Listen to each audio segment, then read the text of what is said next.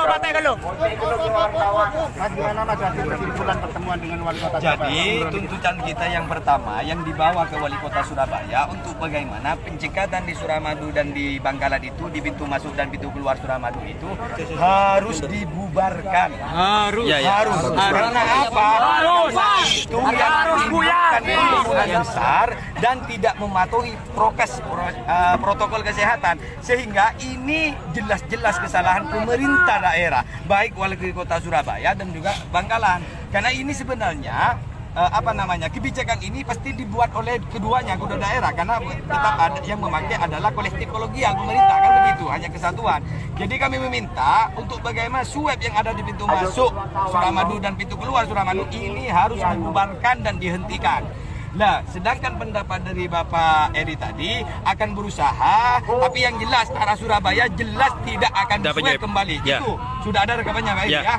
Tapi yang jelas kalau 3 kali 24 jam gerakan swab ini masih ada dan masih berkerumun, maka warga Madura akan lebih banyak lagi. Betul. Tapi kan Wali Kota sempat mengatakan harus ada SIKM. Nah gini loh, proses yang dikeluarkan terkait SIKM itu, surat izin bulan masuk itu harus melampirkan swab. Ya. Sebenarnya tidak ada gunanya itu. Itu hanya manipulasi pemerintah untuk bagaimana mengalihkan seakan-akan tidak diswab. Ya, Tapi eksistensinya tetap diswab itu. Maka kami sebenarnya itu semuanya harus dihapus. Kalau betul-betul memang ada pencegatan, lakukan swab secara khusus oleh pemerintah daerah. Benar. Contoh yang tadi yang disampaikan, kalau memang yang berdominan adanya COVID di 4 kecamatan di Bangkalan, ya turun Satgas ke situ.